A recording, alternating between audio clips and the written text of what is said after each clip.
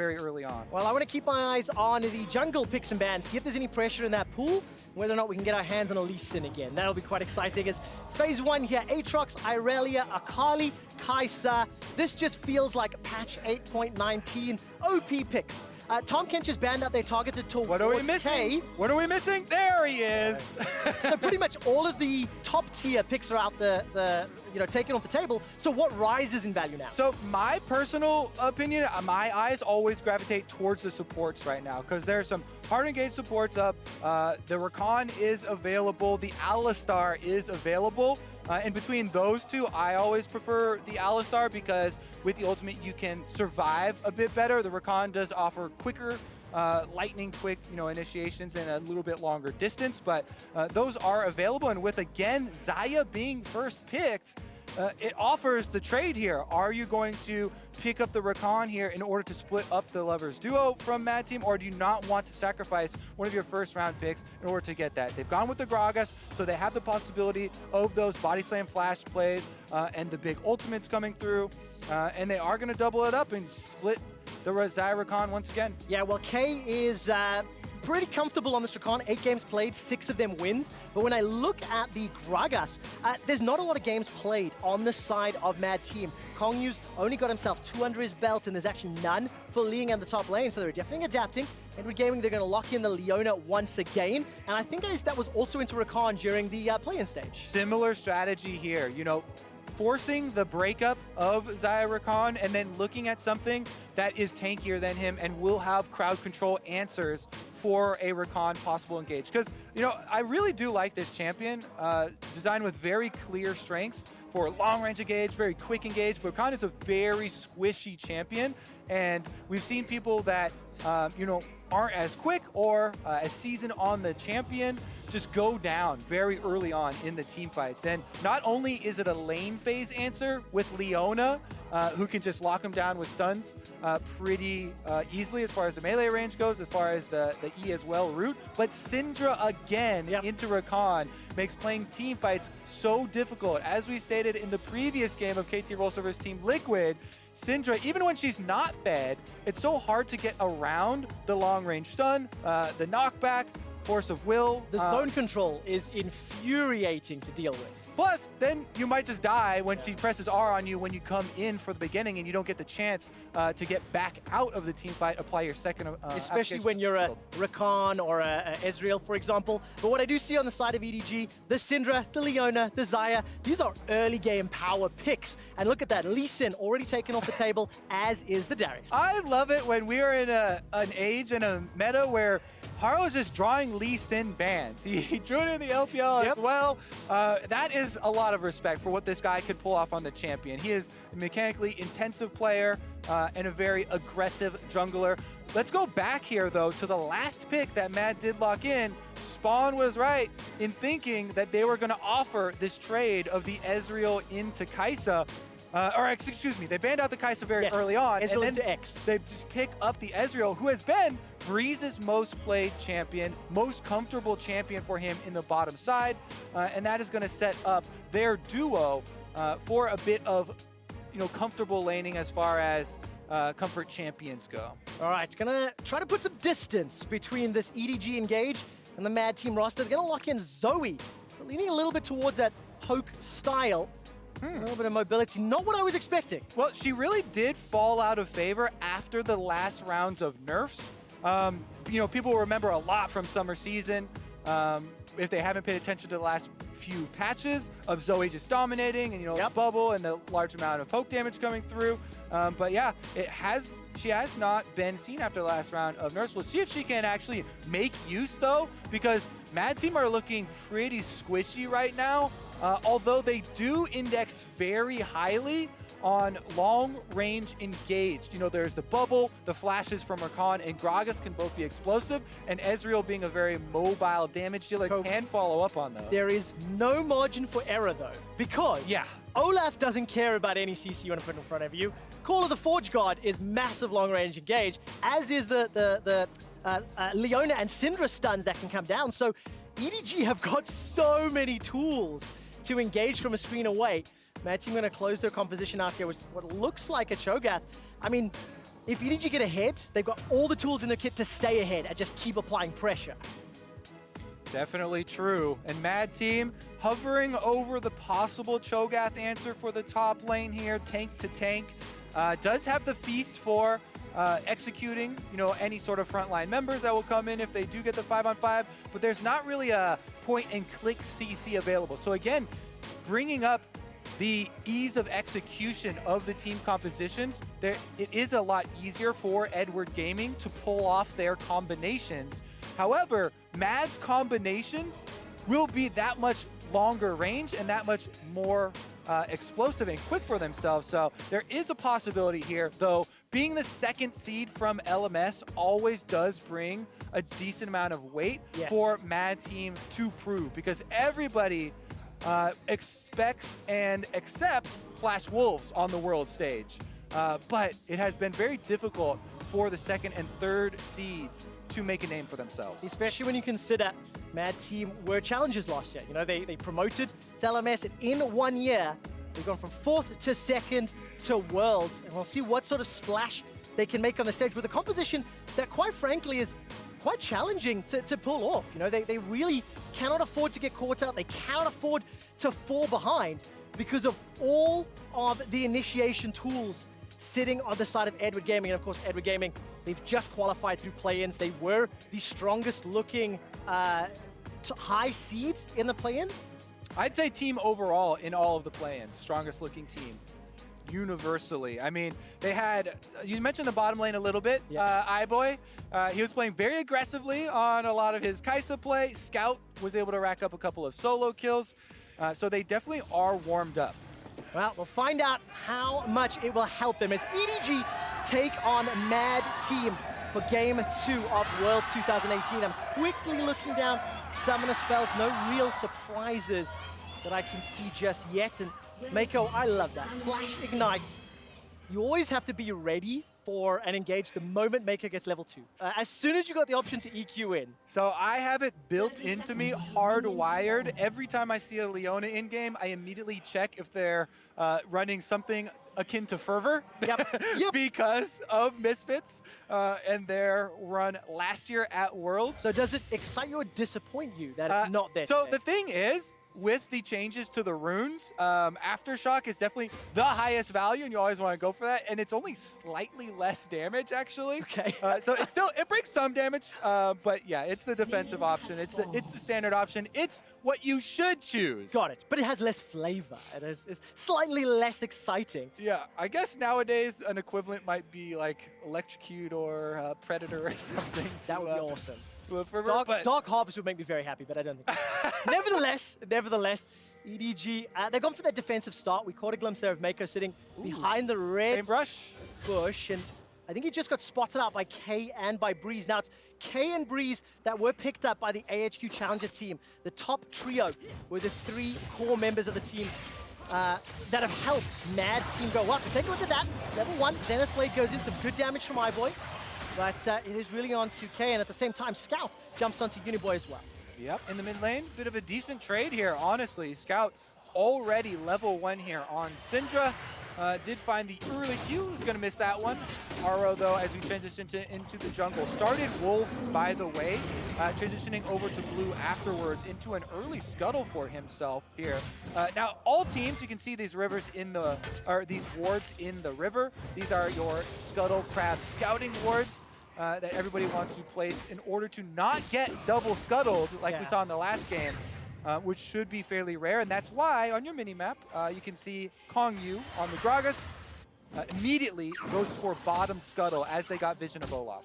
All right, so going to be a trade there as far as river vision is concerned. Somewhat as expected because that level 1, iBoy and Meiko, they're pushing into Breeze and K, and EDG, I'm looking across top and bottom, shoving towards Mad Team, although this minion wave, I have something to say about it. For the time being, just trading as usual. Ray getting a very good chunk, but it's just every glimpse we look at is EDG with very small advantages on my team. Here comes Kongyue for an invade. I don't know if he was spotted. I couldn't quite see if that ward caught a glimpse. Yeah, the little river entrance ward. Yeah, there we go. Able to give them some information. And Haro is going to be able to trade effectively on Olaf. The only way that works out is if you've been unseen. So I'm gonna think maybe you only kind of have to go for that play if you have a sweeper or if you've been able to really track those early trinket placements. All right, so then play catches onto Breeze. He manages to buffer up the arcane shift and gets out to safety. But iBoy and Meiko, I can't not watch this lane because the players have already shown throughout, the play-in stage on the world stage here that they really want to go in. And when you've got a champion like Leona, she's really only at her best diving into the enemy's faces. Yeah, Leona definitely has a lot of answers for Rakan as well, as we can see early on in the lane phase, and getting a lot of use out of that aftershock. So we can return to it. We were kind of joking before about, offensive runes for the champion, but aftershock is just so perfect for her because it's loaded with stats. You get defensive resistances as soon as she goes in, whether she lands a Zenith Blade or an ultimate, or even gets melee range for the Q, and you get a little bit of extra damage exploding afterwards. Meanwhile, Ray does get deep vision. That is one of the #1 things I want to look for with top laners when you're pushing up like that, to use your extra time, those extra 10 seconds to go get a deep ward on a jungle camp. So now the Krugs have been warded, and Haro is chasing Kongyue into his own jungle already. There we go. Olaf is jumping into some situation. I'm waiting to see whether or not Kongyue and Uniboy want to respond. Scout has already got the first move, and they're going to contest the first big chicken. Sleepy Trouble Bubble comes down, as well as a long-range Paddle Star, and this is a low HP Haro! Spell Thief helps secure first blood for Mad Team. Kongyue's not done yet. Look at the paddling. That's going to be flashed away from by Scout, and Uniboy almost found a second. Uniboy collapses! I was worried for him in the 1v1 solo lane going up against Scout, but in fact, it is Jungler that is going to give over the advantage. Red buff now on the Zoe bottom lane is getting a little spicy, though. Oh, very well played by Kate and Breeze. They get out of the engage, manage to re-engage as well. Now, Ray dashes forward onto Liang.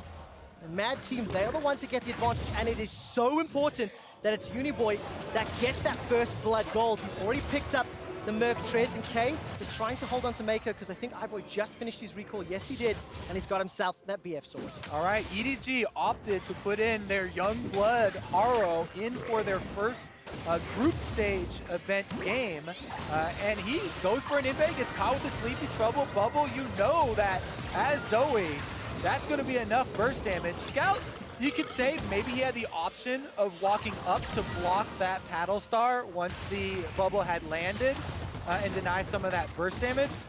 It does feel bad, but maybe that would block enough damage to save his jungler regardless. Now he's going to have to deal with a Zoe with red buff. Here we go, though. Top lane, he's back out on the map and already wants to make up for it. All right, so this is the Haro we somewhat expected.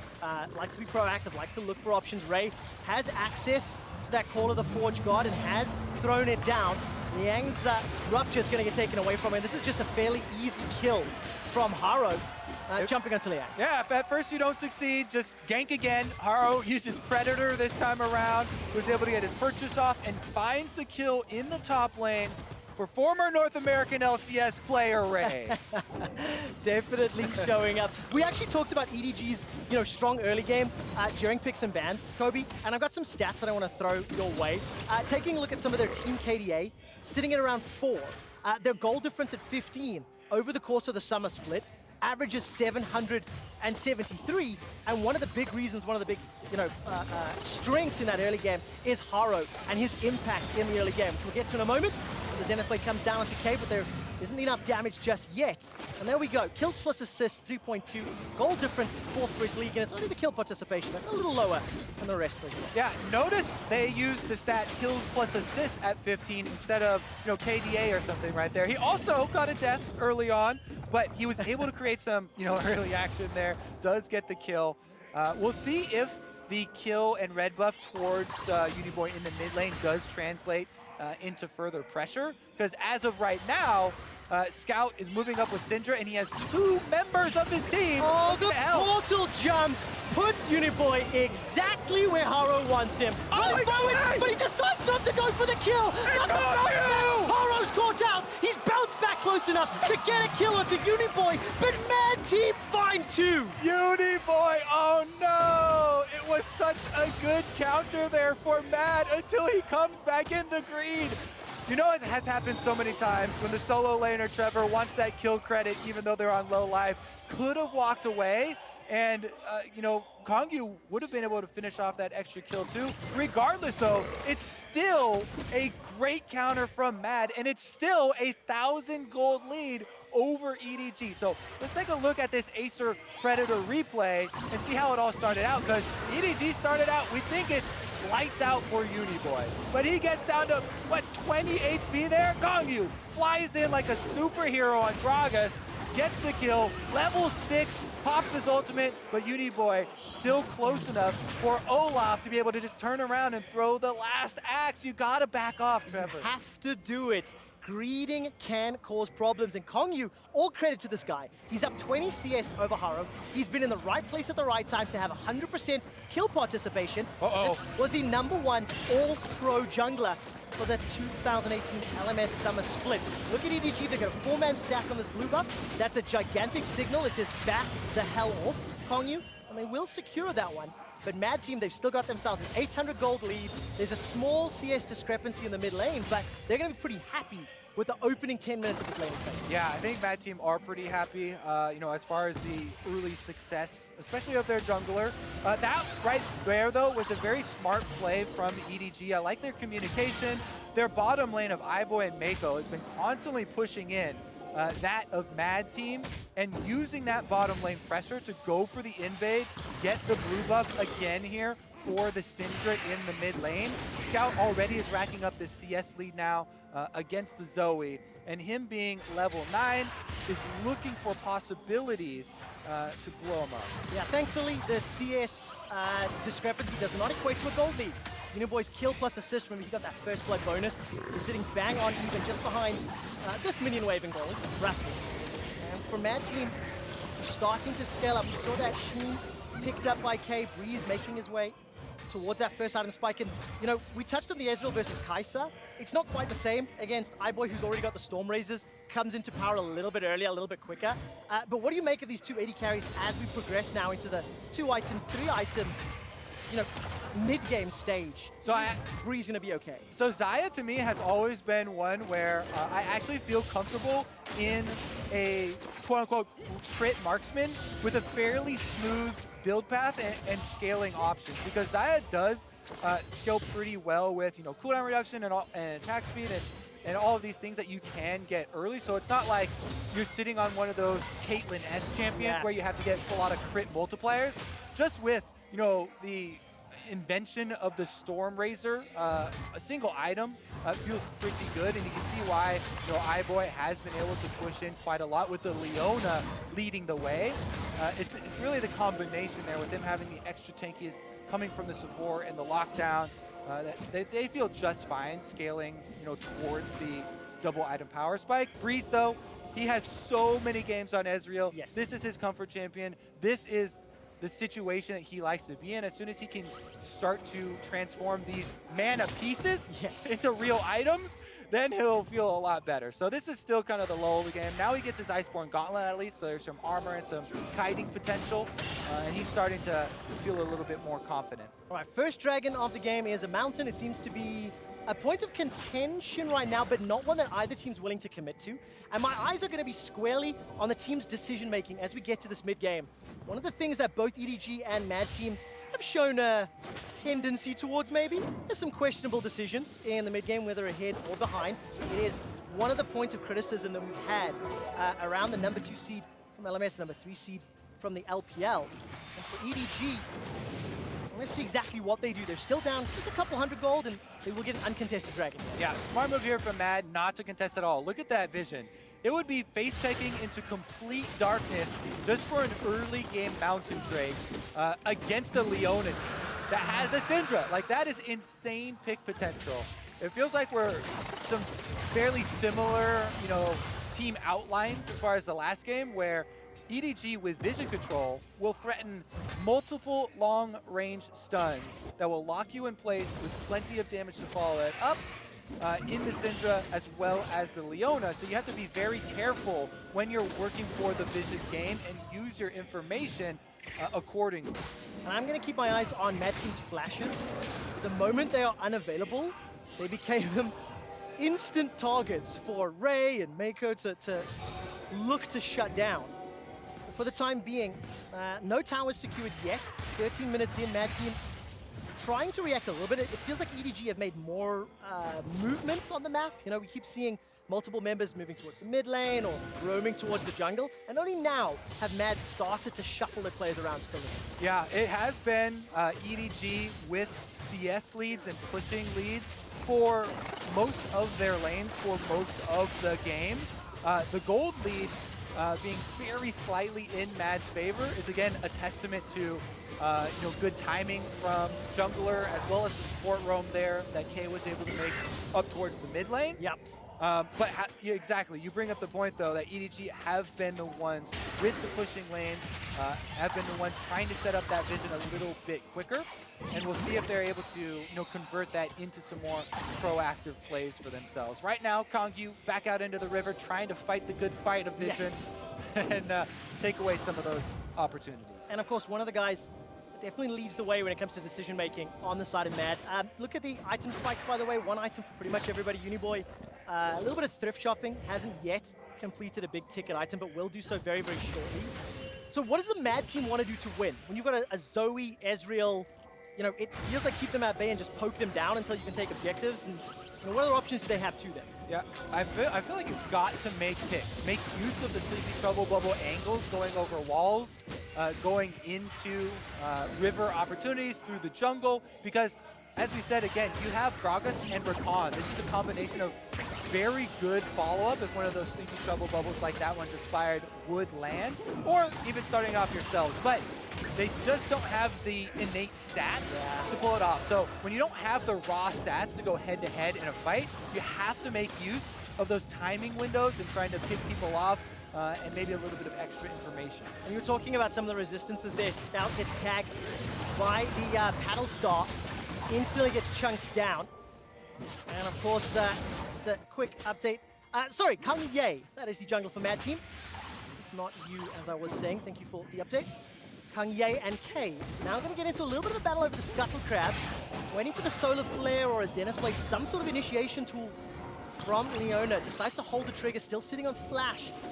And it's just a contest for objectives. The towers still standing everywhere as AD carries have now swapped to top lane, and Ray and Liang are now in the bot lane. We saw them trading just a moment ago.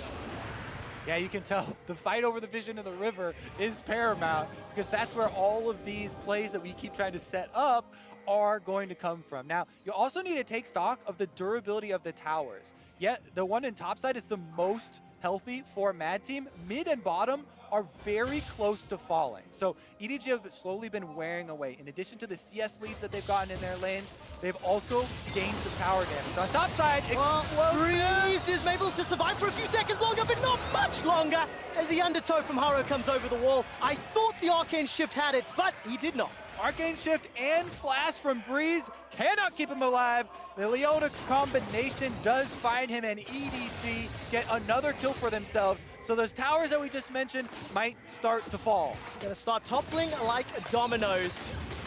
And of course, there's a couple of pings there onto the Rift Herald as well. Haro's already in position with Scout coming up for support. So this will be another objective, another tool that EDG can twist as they take a lead of the game at 17 minutes. There's no contest here from Mad Team. They were all recalled, they were all back, so a big swing in control for Edu. In addition to no contest on top side, there's also nothing that Mad Team can trade on the weak side of the map. Yep. Because EDG were already in control of the Dragon. They took the Mountain Drake first before rotating to the top side of the map. They get to check all of the boxes here. Unanswered kill, unanswered tower, and the Rift Herald collected as well. So a worthy investment of 4 players up to the top side of the map. Here we go, is Meiko's initiation, even with him getting away from the Solar Flare from Meiko and getting out of the combination. iBoy was able to stay in distance, just running at him, finishes up the damage, and EDG happy to find the last hit. Yeah, find the last hit, take control of the game. They were down in gold, now they're up. Swung that one around with the Rift Herald as well.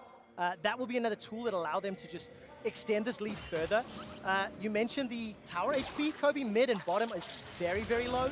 Plus, there's a Mountain Drake to contest for, so EDG have got a plethora of objectives to play around, and it really just feels like they can pick and choose which lane they want to focus on before they go for Dragon.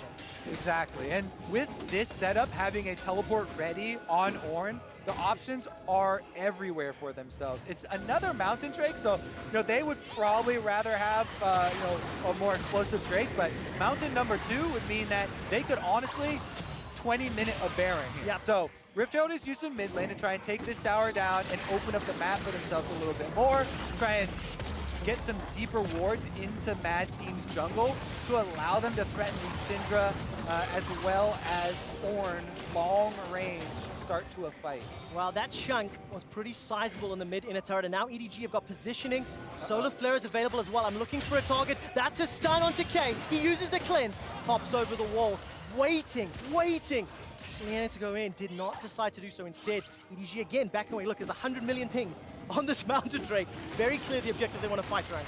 All right, Kongyue is actually moving into position here as the rest of Mad Team are coming through the jungle, and Breeze getting some poke damage with the Ezreal. Of course, the longer EDG are in the pit, the happier Mad Team are going to be. Ezreal and Zoe, they want to get the poke down. Claw of the Forge Guard comes out, but Breeze is able to arcane shift over the wall. That's the engage with the quickness and the knockup. K jumps back out. Liang is left in the middle of the team as Mad simply cannot get close enough. The Battle Star goes in between EDG, but there's no goal scored. Body slam interrupted. Liang manages to pick one up onto Meiko. Mad Team continue to chase forward. Here comes Uniboy. He's flash forward, used that spell thief as well.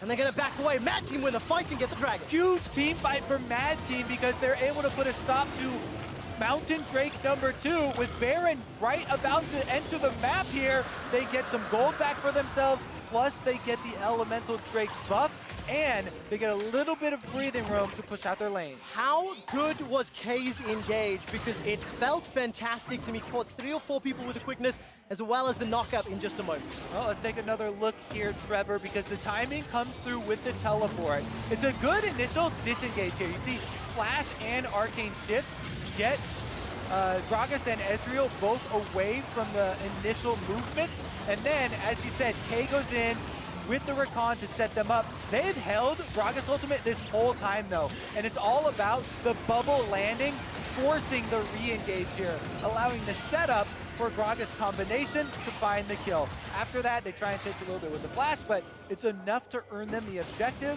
and put a stop to EDG racking up all of these consecutive victories. 21 minutes into the game, and Mad Team are down 1,000 gold. It does not feel like EDG have a significant sort of lead, but you can feel the moment some of these initiation tools are used, every single thing is thrown into the team fight, and whichever team connects more spells feels like is who's going to win out in the trade. Vision contested, and as you mentioned, 1 mountain apiece. Baron will definitely be a point of contest for the coming minutes. Yeah, after they get back onto the map though, again, instantly EDG pushing up both side waves, and they might be able to get the last outer turret for themselves as well. Ray on the bottom side with the Ornn push it all the way into the turret, while the rest of EDG are threatening around Baron in the consistent vision game.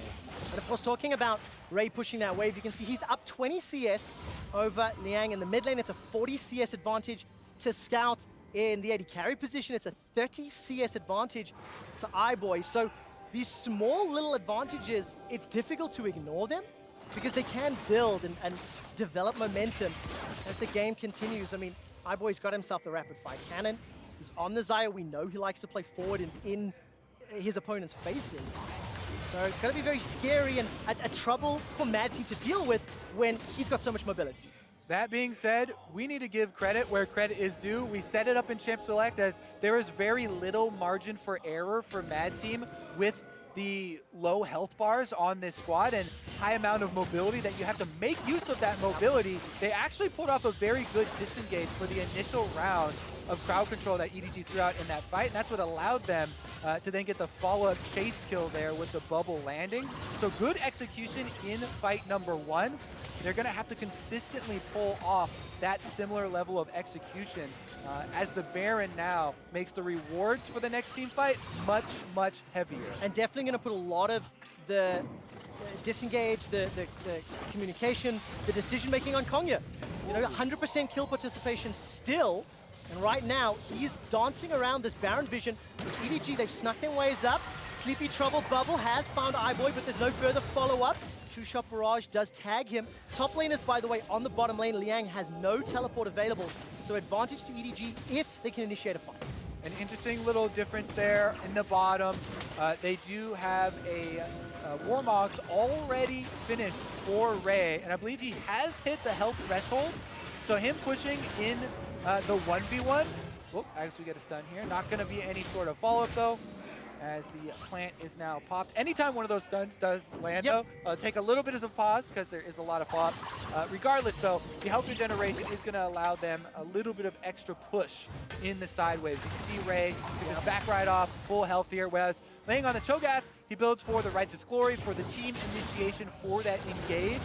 Give them a little bit more stability to the team fight, because you can pop Righteous Glory on Cho'Gath to get in there and force the fight, get you the gap closer that you really need that Cho'Gath is kind of missing from his kit, where you can more easily land those abilities like Rupture that are very critical. Well, it's 25 minutes coming close to it, and Mad Team, they've been able to fend off some of the initiations that EDG have put together, and quite like Zoe Ezreal options as we get later into the game, on the condition they have their flashes up, and they can avoid this all-in power, and that the CC that comes from Ornn, from Syndra, from Leona. You can see Haro and Scout. I don't want to use the word tunneling, but it feels like it's a bit of tunnel vision here on Baron. There's a bottom outer turret that's not committed for really. And EDG are now pushing into this right-hand quadrant. They continue to step forward. Sleepy Trouble Bubble will find Meiko. There's no further follow-up. Decent enough damage. But again, nothing enough for Mad Team to actually feel confident on an engage. I take that back! K decides to jump back in. That's a defensive flash. Here comes Liang. Remember, he had no teleport, so he's run all the way up. The Rupture will force Ray to flash, but now Scout has joined the fight. And that was only with 4 members. They didn't even have Zoe there. The re-engage is up. Oh yeah, but all the damage is on Liang. This is good for Mad Team. There's the body slam. Featherstorm comes up. They manage to find themselves a kill onto Ray. 5 versus 4, and Mad Team are looking for more. Scout, Haro, and Meiko, they're going to hang out inside their jungle. Do Mad start the Baron or not? And the question right now is no. Great use of the Gragas ultimate once again from Mad Team here, and now with the extra kill, they're able to push in on the mid turret, finally fight back some territory for themselves. Breeze moving up on the Ezreal, and they're looking for the bubble. Keep your eyes for a Gragas engage. The flanking power is there. That's a defensive flash from Scout. Instant reaction time. Lands on a solar flare, and Kongyue buys some time with that stopwatch, but he will go down. The tower is not yet secured. It's 1 hit away, and EDG, they get a kill, and they hold on to their turret. Oh, he finally makes a misstep here as Mad Team reach too far under the turret, and they get cut down. Scout's reaction time is insane. Gragas showed for a millisecond, but here comes Uniboy. He blows up Scout with the long-range paddle star, and this is now 2 teleports coming down. Ray has jumped into the fray. Breeze has got flash available once more. Gets tagged by the first part of the Forge God, but not the second. Uniboy looks forward. There goes the Sleepy Trouble Bubble. Shot Barrage won't find any targets, and Mad Team maintain control for now. Yeah, great reaction, but can't react to that one. Uniboy is able to get in, gets another kill for themselves, and we're back to a stalemate here. Both teams trying to reset to push out their opposite waves. Ray heads to the bottom side, while Uniboy is trying to clear up top. And let's take another gander at this team fight. Gragas tried to get in. Insane, as you were saying. Scout is able to reactively flash away from the Gragas coming over the wall. You gotta think that they had an inkling that he was there and coming in for it with the way that Mad Team were posturing around the turret and threatening that dive. But still, really nice movement there. They get the turnaround. Meiko on the Leona answers instantly, finds him over the wall, and turns around the kill for EDG. The 8 health that kept that turret alive were finally taken away in the end here, and Mad Team does get that gold, bringing the game very, very close here. But man, we definitely had an exciting couple of games to start this group stage off. Well, at 25 minutes, you can see the stats on your screen. With the lead, EDG were 22 and 4, and with the deficit, Mad Team are 3 wins and 14 losses. I think this game is fairly even, albeit it wasn't at 25 minutes. Mad Team are showing they can land the right tools. I was nervous about the composition that they had, about potentially being engaged over and over again by EDG and not being able to dodge the skill shots, but they've shown they can. They've shown they can negate the threat. They've had good vision, and now Mad Team are set up in this mid-game to try and contest either for Baron, which is looking like they were going towards now. All right, the thing that Mad Team have to watch out for now, that they've been able to fight their way back into this, is an Ornn ultimate through a jungle corridor, because that can burn a lot of cooldowns, flashes and champion dashes just itself, and that has a lot of follow-up of a Leona stun from an ultimate, you know, the long-range Syndra coming through. So those are sort of the three main large AoE crowd control abilities that EDG are trying to focus here. That team so far has done a good job, just like that, of disengaging and avoiding those hits while landing their own skill shots within the small confines of the river here, where we just saw the last team fight. Haro now moves in, and there it is, right through the jungle! There's a narrow corridor, but the target is only Liang. He's got no flash available, but he's chain CC, locked down and shut down. It's Scout that picks up the kill. Breeze is trying to poke from the side, and so is Uniboy.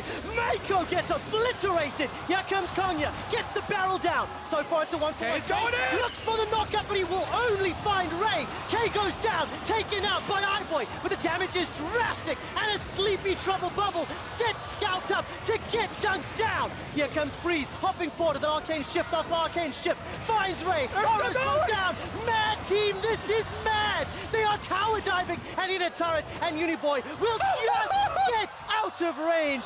Mad Team at 30 minutes. They chase EDG into their own base. Mad Team going deep in the paint, and they chase EDG all the way back. Oh, he's not done yet! Boom! There's the flash! Oh boy! What was that? That is iBoy! Oh my God, reactions galore, Trevor. He sees that thing coming a mile away. Skill shots from two different angles. I think actually, in that case, too many. Okay, let's take a look at the beginning though. We'll get to that one when we get there. As we said, Ornn ultimate can fill up the entire jungle pathway here, and there's no way a wide champion like Cho'Gath is going to be able to avoid it. Doesn't matter though, because on the outskirts, they get the focus fire down onto Meiko, take down the support. Then you know K is coming in, but it doesn't matter. Okay, stick it to the left. Now, he didn't have vision of Zoe, so I'm thinking the Ezreal ult actually ruined it because he saw the Ezreal ult. I don't think he would have reacted to just the Zoe. As we get, yeah, that's what it looked like. It was a bunch of fog of war. What it looked like. How do you react? Honestly, though, I think that might have been a case of too many skill shots, and the bright Ezreal ult was what he reacted to. But look at that, he also got the kill as soon as Zoe popped up. So all credit to iBoy there. And I'm so glad that we set up Breeze's Ezreal before this game began. 8,380 teamfight damage. 3-item spike was hit before it. And despite the fact that Liang went down first, remember he was caught out by that Ornn ultimate, Mad Team got enough poke on key crucial targets to continue the chase. The one thing that I am noticing, Mad Team on the re-engage is how they win fights. Their team comp is not particularly great, maybe at starting a fight. They don't want to then get easily caught by all that CC. And Cho'Gath is the perfect one to get caught if someone's going to get locked down. Yep. He was able to soak up a decent amount of cooldowns there, and it's all about the offensive players trying to make use of the few seconds that someone is going down on your team. You don't run for the hills when one of your team members is getting focused. You look for counter damage. They're landing the bubbles, they're landing the Ezreal skill shot, and that is what is finding them their kills. Credit to Spawn for pulling off the Ezreal intro on the analyst test before this one happened, because Breeze is definitely delivering. Even though he is down in CS, he does not have the crit multipliers. He's just making it work with Mystic shots. He's getting enough time to get enough Mystic shots off in these team fights. And, you know, it's 33 minutes in. EDG, of course, the number 3 seed coming out of the LPL. And Mad Team has something to prove. A former challenger squad. And now they're going toe-to-toe. They're looking set up to take an advantage, but this game is still too close to call as both teams are posturing once again around Baron. Yeah. It really is difficult to put a gold value on mobility as far as getting out your damage, because if you just stand there and auto-attack each other, of course, the crit marksman is going to be able to put out way more. But long range has been the name of the game for Mad Team. Zoe and Ezreal finding bubbles, finding poke damage, and then also having the opportunity of these all-in players with Gragas and Rakan pulling the trigger at the right time has been the key to them keeping it so close. And we keep saying this with EDG actually being the ones with the gold lead here. Yes. So it's a very slight gold lead, but EDG still, they feel just fine about pulling off the team fights because they do have what I would say is more reliable and easier to pull off as far as the AoE comes through and the crowd control that they would want to set up. Especially when you start looking at the objectives, you have to play around at this stage in the game. You know, Dragon will be coming up. It's the last elemental before Elder. Baron has been a point of contact for a while. EDG have not turned themselves into fish in a barrel by starting it and then, you know, getting poked down by Uniboy Zoe, who's got a Death Cap, Ludens, as well as Void Staff. Mad Team continue to defend, continue to hold off against EDG, but this is the first time to have a really serious commit here onto the Baron. It is being melted down. Sleepy Trouble Bubble will catch onto Ray. Mad are coming in from the flanks. Breeze on the bottom, Uniboy now spinning around. Baron has been peeled away, and EDG running for their lives. Mad Team have thwarted the Baron attempt for now. And Mad Team have the inside track on the mid lane here. They're trying to push up the minion waves. EDG, though, very happy to get that Scuttle Crab on their way out. Ray's not done getting through the jungle here. He's got his flash available to him. Oh, but the knock-up onto Ray means Call of the Forge God cannot be sent back into Mad Team. Breeze, I thought, was so close to going down just as his flash became available. Yeah, that was a risky move, and even though he got out, those are two critical cooldowns that Breeze had to use to live. His QSS and his flash blown because of that pincer movement from EDG and Scout. Okay, so 35 minutes in. Kobe, which team composition do you prefer when we get later? We don't have time to answer that question now because Mad Team, they're starting off Baron. K is sitting on the flanks. Flash is available, quickness is available, and he's trying to get out of range. A crucial target needs to get caught up. Where is K's engaged? Oh, it's right around the corner. Call of the Forge God is on cooldown, so Ray cannot disrupt this. 4,000 hit points in the Baron. Scats of the Week has been used. K just got spotted out. So Mad Team, they're found the engage. They get a knock up onto iBoy, but all the damage is being focused on Ray. Solar Flare comes down, and it's a kill onto Kongyue. There's a tower killed somewhere else in the map, and now EDG are running for their lives. Paddle Star finds nobody, and Mad Team in a 4 versus 5 are pushing EDG back. There's the flash forward from Freeze. Call of the Forge God comes out. It catches onto Liang. He's killed, but there's simply not enough focus. iBoy finally goes down. Uniboy found him in the chaos. It's not done yet as Breeze is now jumping forward. I'm so impressed that Uniboy found the kill onto iBoy, threading the needle in that team fight. iBoy, Uboy, they're all getting all the kills here, flashing in aggressively to try and move the meter on this game. But again, we draw pretty much a stalemate. Let's take a look at how it started out. Flash from Liang is used pretty early on. Ray has to get over the rupture, and look at the engage from K. He does get them, but the turn is better from EDG. Leona, more tanky, able to lock down the single Gragas and burn him before any sort of reaction is able to be made. But then it's iBoy without even the tanks turning around. Usually when you see that, you'll see them all turn at the same time, but iBoy just goes for it. Tries to get the crits here onto Breeze, finds single kill. But now we're back at it, Trevor! This is round 3! Well, let's find out if it's going to be a knockout or not. Mad Team are inside the Baron pit. Look at the minimap. iBoy is 1.5 miles away. All right, this Baron's going down. 5,000 hit points. EDG, they found their way into the pit. The quickness is available for K, but he needs to find some targets. Call of the Forge God comes out as Breeze finds a way to flank, trying to force away Scout, and that's some pressure onto K. They found themselves a kill onto Ray, but it's at the cost of Breeze's life. It's at the cost of K's life. All of the damage is now on iBoy and Uniboy to try and finish this one out. But the Baron is stopped, the Baron is thwarted. It's a 2-for-1 in favor of EDG. A single member advantage here from EDG means they have the run of the map. They can push up the mid lane, they can collect the Cloud Drake, or they can return to the Baron, Trevor. And that was such a good split from EDG in that team fight. They had 3 members chase up to the top side to get the extra kill, while it was just iBoy fending for himself with the Xayah in the river, holding off 3 members, buying time for this setup. Do you believe it can be stolen? There's no feast available. Kongyue's got himself a flash as well as that body slam. Sleepy Trouble bubble allows a secure of the rupture. Crucially, Baron has been reset. Mad Team have done enough for now. iBoy looking for a fat man. Gets a couple of autos down as the Solar Flash slows down Uniboy. He's got no flash available. Goes golden, but here comes K. Quickness is on cooldown. Uniboy gets burst down and blown up by iBoy. The call of the Forge God comes out. That's a double already as EDG are looking for the advantage. A shutdown onto Liang. K and Breeze are running for their lives. It's a 4-for-1.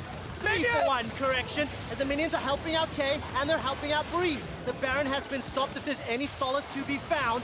And EDG, they once again turn. They once again go back. Round 3, won by EDG. EDG minions are also doing work. Look at the giant minion waves of both sides that have built up. Those are almost 4 minion waves worth of cannons stacked up, trying to take down the inhibitor turrets themselves. That will allow EDG to finally get some alone time with the Baron. Kobe, this feels like the final difficulty of Odyssey, where you spend forever fighting in just one area of the map.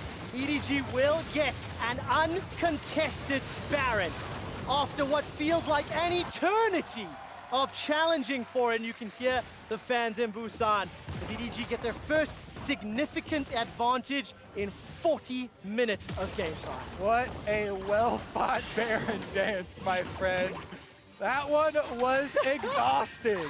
And now it will be a completely different game. Let's take another look at the latest chapter, though, because this was a spicy one. This was EDG returning to the scene of the crime. They go all in on Uniboy. And look at Ray. When he teleports in with this Ornn, lands the ultimate easily through all surviving members. Then, on the outside, the only one left with any sort of damage is Breeze. They took down the Zoe at the beginning and took out the possibility of that big burst damage that was keeping Mad Team getting a lot of these counter kills throughout the team fights. But now it is EDG stacked up with Baron buff, looking to get inside Mad Team's base. And it's so difficult for Mad. Ezreal and a Zoe and a Cho'Gath as your primary forms of wave clear. They're doing a decent enough job here in the mid lane, but look down bottom.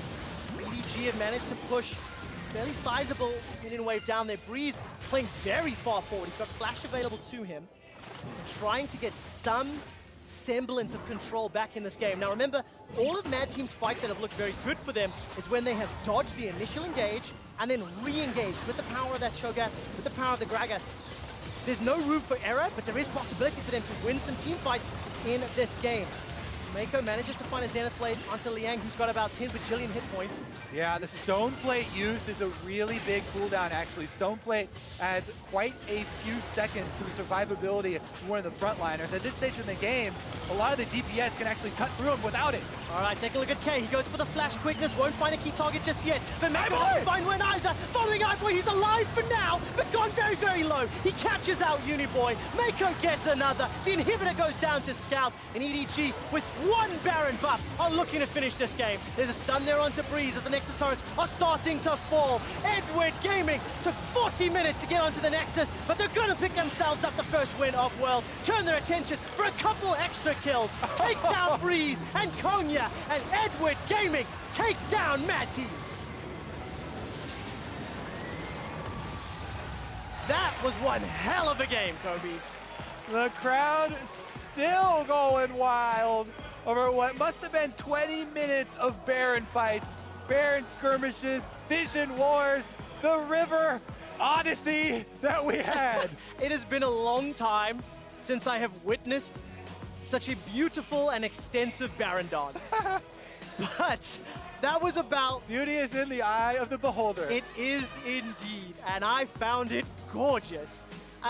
But it raises some questions. You know, we talked coming into this game how both of these teams, EDG and Mad Team, have some question marks around some mid-game decision-making. I wondered if EDG could have done some other options in that mid-game, but they eventually got Baron. They eventually won their team fights, and it was, once again, iBoy being in their face, being forward flashing, who was extremely pivotal in those moments. Yeah, that was definitely a risky one. Does pay out in the end. A lot of credit, I think, to Mad Team, to Jungler specifically. Yeah. Uniboy also, because going over his stats and preparing some of the games and watching some of, the later stages from him in the LMS, we were definitely a bit worried for him as far as heads up versus scout. But that Zoe play is what gave them a lot of the surprise factor, allowing them to chase down and the re-engages that were so big and a lot of the burst damage that allowed them to get their counter kills. So his Zoe played it 6 times in summer. He went 5-1 in the LMS. And this game, definitely one of the more impressive ones. It's a pick that has fallen out of favor. So we'll see what he can do later on the group stage. For now, though, let's send it to the analyst desk to break that down. Thank you very much, gentlemen. Game 2 is in the books, and it goes in favor of EDG. But this one, very back and forth, close. Both teams with their opportunities to perhaps steal the game. The first place I want to go, though, is the ADC conversation, because that's what we had prefaced the entire game with. The idea that Mad Team loves this Ezreal, in particular against the Kai'Sa. Kai'Sa banned out, still pick it into the Xayah. Yeah, and the other ban was the Tahm Kench, so they still played it with a Rakan, which is a much different feel. I think that they thought that they would be able to have some priority once they got to that spike. Unfortunately for Kay, he spent so much time out of lane trying to control with Kongyue that he wasn't actually able to pull any of that together. But the Ezreal pick in itself actually did have a team fight during that mid game where we saw that mobility, where we saw the ability to, force the Xayah away at the start and control the areas that made it justify the pick. It just went too late in the end for really anything to go its favor. And I really want to talk about these team fights, and it's hard because sometimes it can be quite like an abstract concept to really understand, but Edward Gaming have this huge problem in team fights where they just only go in. And you can see it a little bit in some of these skirmishes where they're flying past towers and they're overextending, overreaching, getting caught in the cookie jar. But in a team comp with an Ezreal, with the Zoe, with these champions that have the ability to disengage, to re-engage, to kite, to poke, these compositions work really well against EDG because they have one speed and they have one gear, and it's to immediately go forward. So anytime really long and drawn out team fights happen, this team really struggles to stay consistent over the course of the team fight. Yeah, I also think that's a symptom of the Leona pick. It's not like the champion is able to go in and then out because it doesn't have an out button, but this was the biggest example of that, where Mad Team was able to chase really far into it. I thought this was a great game. It displayed what Mad Team wanted to do. I think it displayed a lot of the strengths and weaknesses of EDG, and definitely more enjoyable to watch than the KT versus TL because of how close it was. Yeah, and I got the region for you. And the other thing I was going to say, it also highlighted the best and the worst, of the player tendencies in this game as well. Uniboy struggled throughout the gauntlet run in the LMS. Fofo gave him difficulties in lane, then Maple smashed him honestly in lane, but we saw that the riskiness, the ability to generate plays is still there. And I think that we also showed how pivotal K is to this team, and kind of, at the same time, what a liability Liang can be in the top lane at the same time. So I think we got to see the best and worst of Mad Team, and I think even EDG showed up in that regard at times as well. Yeah. Right.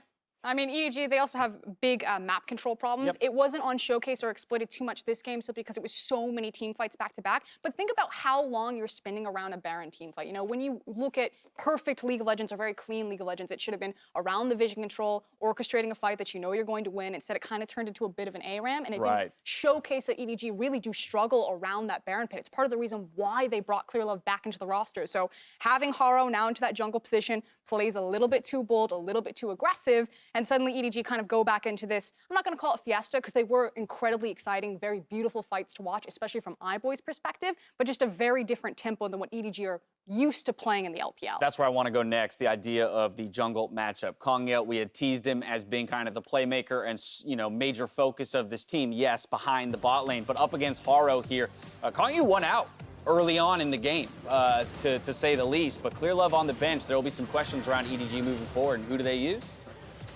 Yeah, Haro definitely made an over-aggressive play at the start, and you could call it a throw, but you have to, as Spawn said earlier, have to catch it. And that's what Kongyue did very well to turn the mid lane priority that Syndra had created and the jungle speed advantage that Olaf should have, and use it to his advantage by getting kills when they move in. But this is where someone like iBoy is just so fun to watch, because all of a sudden 1v1, the Gragas gets a little bit of advantage, takes top lane wave, so his experience as well. iBoy just walks into the river and says, you're no longer allowed to go past this point. A lot of the rhythm they get in the game for Mad is being able to get some deeper vision, and they got none of that due to, they're just the 2v1 that was happening in that situation. And iBoy will receive our MasterCard Player of the Game for his performance this time around. Again, in talking about those ADCs, there was kind of the point that, that gold value point where all of a sudden the Xayah turns on, and boy, did we see that happen. And the biggest strength and weakness of iBoy is that he is not afraid. He doesn't care who you are. He doesn't care what champion you are. He's going to make the aggressive play. He's going to play to kill you. This was gross. And his mechanics